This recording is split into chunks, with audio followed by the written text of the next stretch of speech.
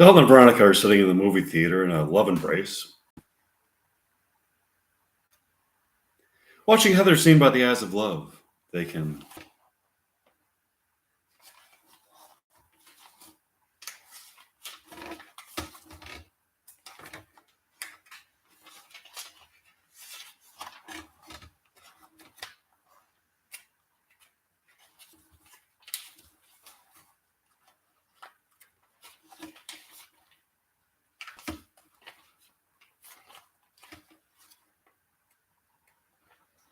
clearly see the moment that Mike Meyer fell in love with Winona Ryder.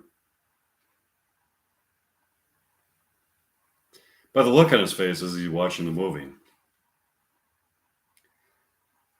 it seems to be such a transcendent moment for him that he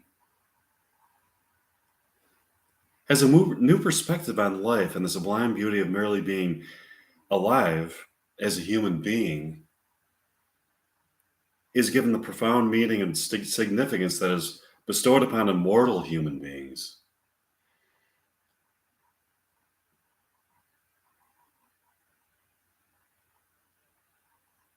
They walk out of the movie theater in the beautiful moonlight evening. All of a sudden, as I am writing Heather's 2 at home in Park Ridge, Illinois, I look at the window and see Winona Ryder in a baby blue Porsche in front of my townhouse. She is looking at me through the window and starts honking. I run out of the townhouse to greet her. Winona, is that you? Winona Ryder? It sure is. Winona Ryder in the flesh. This is amazing.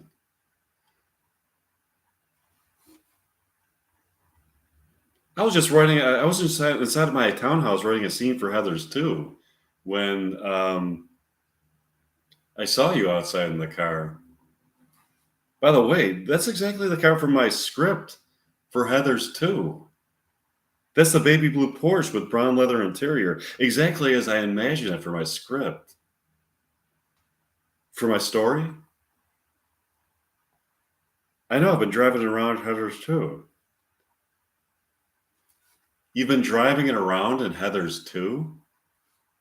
Yeah, your writing is so powerful that I've been projected into the realm where Heather's 2 exists. There, I met the character that I put into an archetypal existence, Veronica Sawyer. I'm driving her car. I drove it out of that realm and into reality into reality. Do you feel like going for a ride? Sure, but this is Veronica Sawyer's car. If she finds out I have it, she'll be angry. Why don't you just drive it for a while and then bring it back? Sure. Do you want to drive to Petaluma, California? The town where I grew up? Sure, let's go. Mike gets in the car and they go on to Route 66 to California. The brown leather seating is so comfortable and the sound system of the car is so good.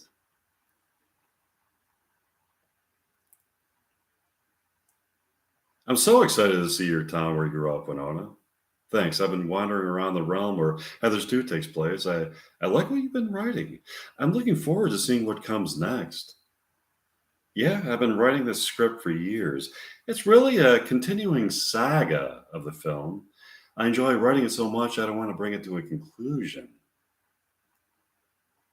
If we make the film, we can edit a lot of it out, keeping the best parts and working them into a narrative. The parts that don't make it to the film can still exist as an extension to the movie. That's exactly what I was thinking. It's so nice to be cruising along Route 66 with you. I can't wait to show you the town where I grew up. I can't wait to see it. They continue to drive along Route 66, seeing many sights in mid-America, such as small towns and farms. They finally get to California. They take the long drive to Northern California to Petaluma. They're driving through Petaluma. This is such a charming town. The people look so pleasant. There's such nice looking stores and houses here. It was a great town to grow up in. I did have some problems with some of the other students in high school, so I was homeschooled. I went on to the American Conservatory Theater, known as ACT, ACT, where I acquired a love of acting and met people of my kind who were also very artistic and loved acting. I've read all of that and much more. It infuriates me to hear that you were bullied at Petaluma High School. You are a beautiful goddess. I've gotten over it. Let's not talk about that now.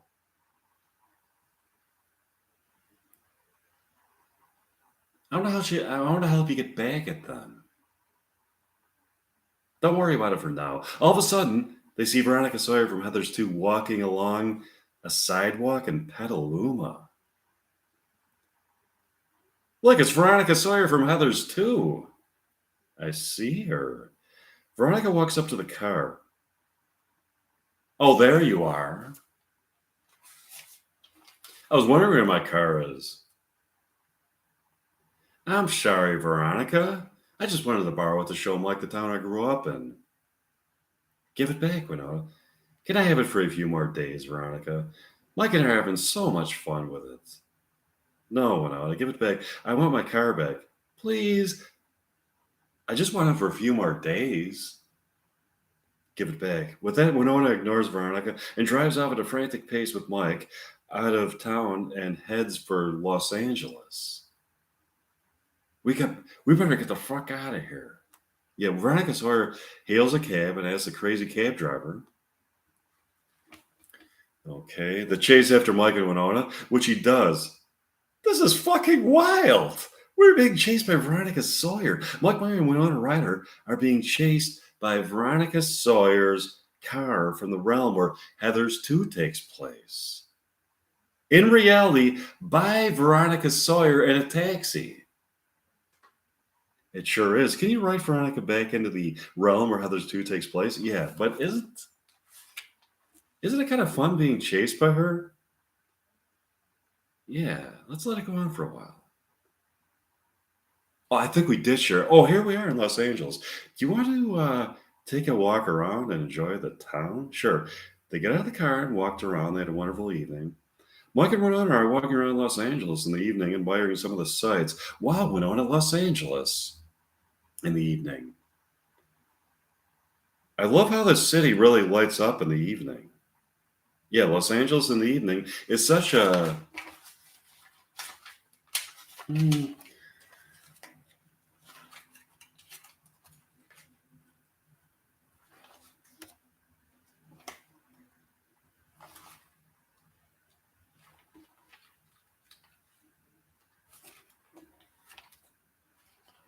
an experience that heightens your awareness.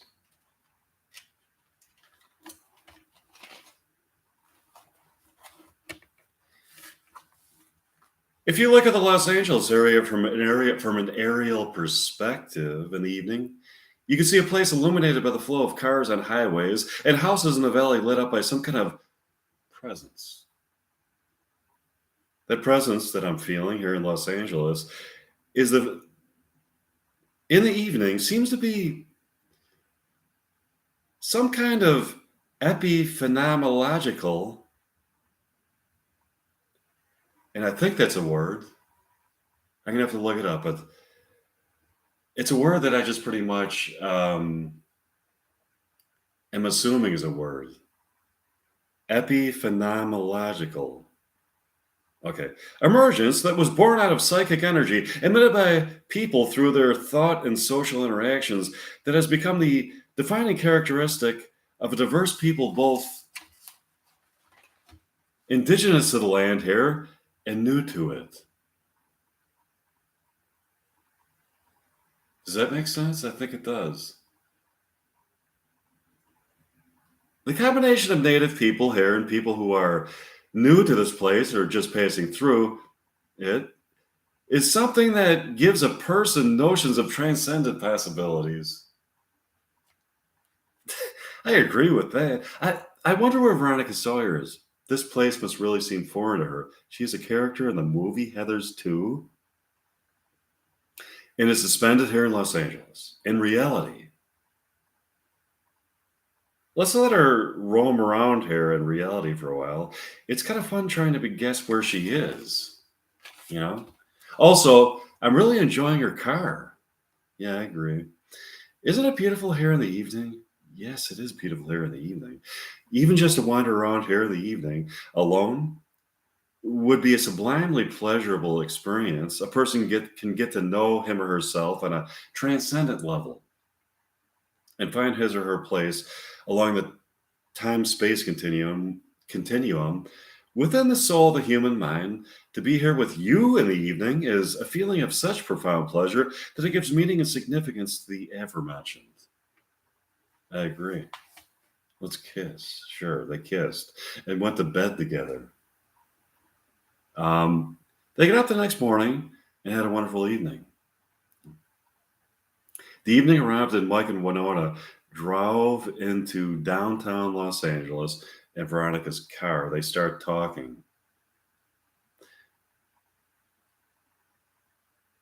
It's so nice to be with you, Winona. What I really like is how I have access to you as as a character, Veronica Sawyer, um, as an archetype. Whenever I watch Heather's, and you in person when I'm with you. As a matter of fact, um, whenever I watch any of your movies, I feel that union of souls with you on a profound level. Those are different aspects of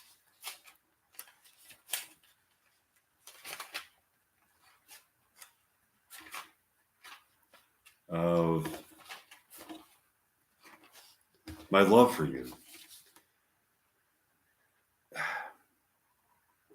There's a love that I feel for you um, when I'm either alone thinking about you or watching a movie of yours. Okay.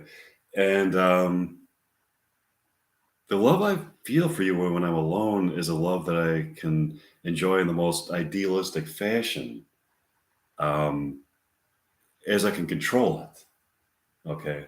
Um, the love I feel for you when uh, okay. The love I feel for you when I'm with you, okay, is a love that must be validated by the return of your love for me. Okay. Um, in that sense, it is out of my control and yet is unconditional on my part. Um, I hereby validate your love for me. Winona, that makes me so profoundly happy. Me too. Winona? Yes, what is it like? We have to stick together. Together we are immortal. Immortal? Yes, immortal. You are my enchantress of the sea. You are my destiny. When I make love to you on the beach, by the ocean, we shall both become immortal. That is the power of our love. That's beautiful. Can you describe immortality? Yeah. It'll be a union of our souls in a place so beautiful and full of pleasure that can only be experienced by transcendent souls that have discovered the light of knowledge in eternity. Wonderful. Hey, look out the window. It's Veronica Sawyer and Kando from Planet John and Q. What would she be doing with Kando? Veronica has been developing a relationship with Kando. Kando is heartbroken over losing Isidorix, and Veronica has been trying to console him. Oh, look, it's Isidorix with another alien. It's going to be interesting to hear what you write next.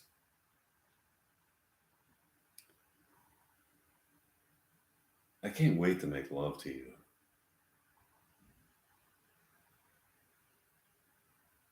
For now, would you like to take a walk along the ocean? Sure. Mike and Winona walked along the Pacific Ocean. They had a wonderful evening. They slept on the beach in the moonlight that evening.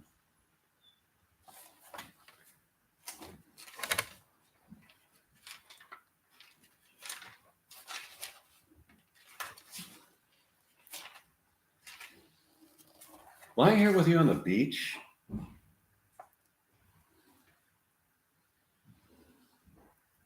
with you is a sublime pleasure. It sure is. The night sky is full of stars tonight. We really have a beautiful vantage point from which to gaze upon distant other worlds.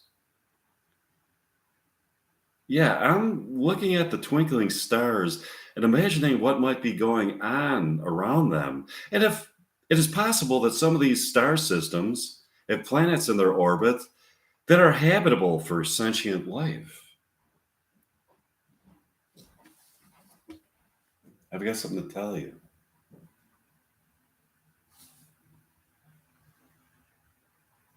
I happen to know that there are planets out there that are habitable for sentient life.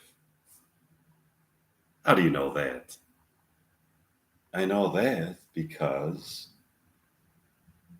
I met two aliens. As a matter of fact, Kando and Isidorix from Planet Jonahue are based on the two of the aliens that I met in real life in person. I find that very difficult to believe. I'm not ruling out the possibility of life on other planets, but astrophysicists have not given us much evidence to conclude that there are many planets out there that are habitable for sentient life.